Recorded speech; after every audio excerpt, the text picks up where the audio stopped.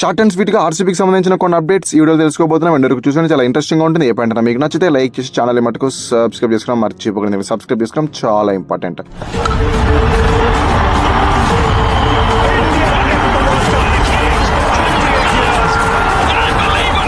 First things first, అసలు updates ఏంటి అంటే రీసెంట్ గానే చాలా న్యూసెస్ లో మీరు చూసేవని ఉంటారు కదా, ఆర్సీబీకి సంబంధించిన కొంతమంది ఫాస్ట్ బౌలర్స్ ఈసారి ఐపీఎల్ అందుబాటులో లేకుండా పోతున్నారు అని. దాని గురించి అఫీషియల్ గా ఆర్సీబీ ఇంతవరకు స్పందించలేదు. బట్ ఈ రోజు క్రికెటింగ్ డైరెక్టర్ అయిన మో బోబట్ గారు ప్రెస్ మీట్ పెట్టి మీరు అనౌన్స్ చేశారు. వాళ్ళ ఫాస్ట్ బౌలర్స్ ఎవరు దూరంగా పోతున్నారు అండ్ ఎన్ని రోజులు ఎవరు ఎందుకు దూరంగా పోతున్నారు కన్ఫర్మేషన్ ఇచ్చారు. సో అందులో ఫస్ట్ జాస్ హేజ్లవుడ్ విషయానికి వచ్చేస్తే అందరూ చాలా మ్యాచ్లు దూరం అవుతారు అనుకున్నారు. బట్ ఇతను చెప్తున్నది ఏంటి అంటే 2 మ్యాచ్ల కన్నా ఎక్కువ రష్ అయితే అవసరం లేదని చెప్పాడు. గతంలో ఇంజురీ పెద్దగా ఉంది, ఎక్కువ రోజులు అతనికి రెస్ట్ కావాలని చెప్పినప్పటికీ క్రికెట్ ఆస్ట్రేలియా మెడికల్ టీమ్ తో పాటు ఆర్సీబీ మెడికల్ టీం కూడా అతని పర్యవేక్షిస్తుంది కాబట్టి కొంచెం త్వరగా కోలుకుంటూ ఉన్నాడు. ఫస్ట్ 2 మ్యాచెస్ ఒకటి మిస్ అవుతాడు, తర్వాత అవే మ్యాచెస్ అందుబాటులో ఉంటాడు అని ఇతను కన్ఫర్మేషన్ అయితే ఇచ్చాడు. సో ఇది కాదు పెద్ద విషయం. పెద్ద విషయం ఏంటి అంటే ఎస్డేఎల్ ఏదో లీగల్ కాన్సిక్వెన్సెస్ ఎదుర్కొంటా ఉన్నాడు, టోటల్ గా ఐపీఎల్ గా దూరం కాబోతున్నాడు అని అతను కన్ఫర్మేషన్ ఇచ్చేశాడు. అండ్ ఇంకో విషయం ఏం చెప్తా ఉన్నారంటే అతనికి రీప్లేస్మెంట్ కూడా మేము తీసుకోము, ఎందుకంటే ప్రెసెంట్ అతను ఫిట్ గానే ఉన్నాడు. బట్ కాకపోతే పర్సనల్ రీజన్స్ కదా, దానివల్ల పక్కన ఉన్నందుకు మేము ఏం చేస్తా ఉన్నామంటే కాంట్రాక్ట్ రద్దు చేసుకోవట్లేదు, ఫుల్ కాంట్రాక్ట్ అలాగే ఉంటుంది అండ్ ఫుల్ పేమెంట్ కూడా తనకి చేస్తాము.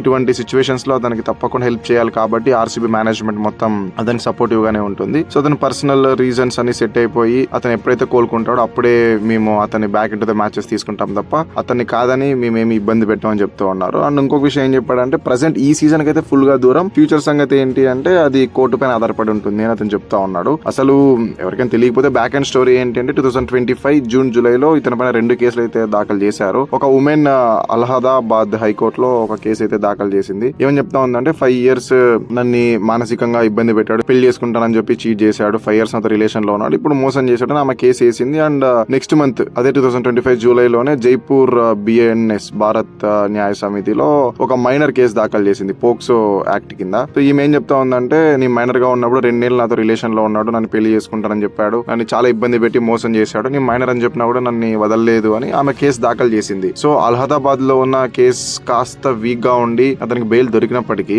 జైపూర్ కోర్టులో ఏదైతే పోక్సో యాక్ట్ కింద కేసు నమోదైందో అది చాలా సీరియస్ అయిపోయింది. 1 year నుంచి అతను కోర్టు చుట్టూ తిరుగుతా ఉన్నా కూడా అతనికి అనుగుణంగా అయితే తీర్పు రాలేదు. అది మినహా ఇచ్చేస్తే అతని సొంత టీం ఏదైతే ఉందో డొమెస్టిక్ క్రికెట్ లో యూపీ, వాళ్ళు అతను బ్యాన్ చేసేసారు, అన్ని ఫార్మ్స్ ఆఫ్ క్రికెట్ నుంచి అతన్ని తొలగించేశారు, జట్టులో నుంచి అతని టోటల్ గా బ్లాక్ లిస్ట్ లో పెట్టేశారు. ప్రజెంట్ ఇతను జైల్లో ఉన్నాడు అండ్ నాన్ బెయిలబుల్ కేసులో అయితే ఇరుక్కున్నాడు. సో ఇతను ఎప్పుడు కేసు నుంచి బయటకు వస్తాడో అండ్ దాంతో పాటు ఇతను రాంగ్ కాదు అండ్ ఇతను విక్టిమ్ ఎప్పుడు ప్రూవ్ చేసుకుంటాడో అనేది కూడా ఎవరికి తెలియని పరిస్థితి. సో అందుకని ఆర్సీబీ వాళ్ళు సింపుల్ గా ఏం చెప్తా ఉన్నారంటే మేము కాంట్రాక్ట్ అలాగే కొనసాగిస్తాం, ఎప్పుడైతే రిజల్ట్ వస్తుందో దాన్ని బట్టి డిసిషన్ తీసుకుంటాం, యాజ్ ఆఫ్ నౌ అతనికి మా ఫుల్ సపోర్ట్ ఇస్తామని అయితే చెప్పాడు. సో మనం కూడా అంతే, ఒక ఫైనల్ డిసిషన్ అయితే తీసుకోలేం, ఎందుకంటే ఇప్పుడు వాళ్ళు కూడా ఊరికే కేసులు వేసింటారు అండ్ ఇతను కూడా ఇతని ప్రూవ్ చేసుకోవడానికి ప్రయత్నిస్తూ ఉంటాడు. సో టోటల్ గా కోర్టు ఇచ్చే తీర్పుని బట్టే మనం ఎస్డీఎల్ ఎలాంటి వాడని జడ్జ్ చేయగలం, అంతే తప్ప అంతకు మినహాయించి అయితే మనం ఏం చేయలేం. దీన్ని కాసేపు పక్కన పెట్టేసి ప్రెసెంట్ చేతుల్లో ఉన్న థింగ్ ఏంటి అంటే నువాన్ తుషారా కూడా అంతే.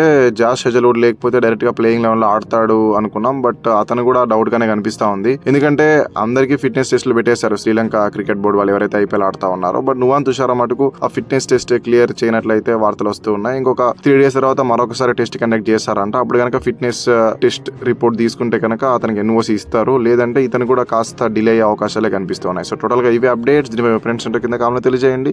మన నెక్స్ట్ క్లాస్ అందరికి సెలవు. Thank you so much for watching this video. అన్నట్టు వీడియో నచ్చితే లైక్ చేసి ఛానల్ మటుకు సబ్స్క్రైబ్ చేసుకోవడం మర్చిపోండి. సబ్స్క్రైబ్ చేసుకోవడం చాలా చాలా ఇంపార్టెంట్.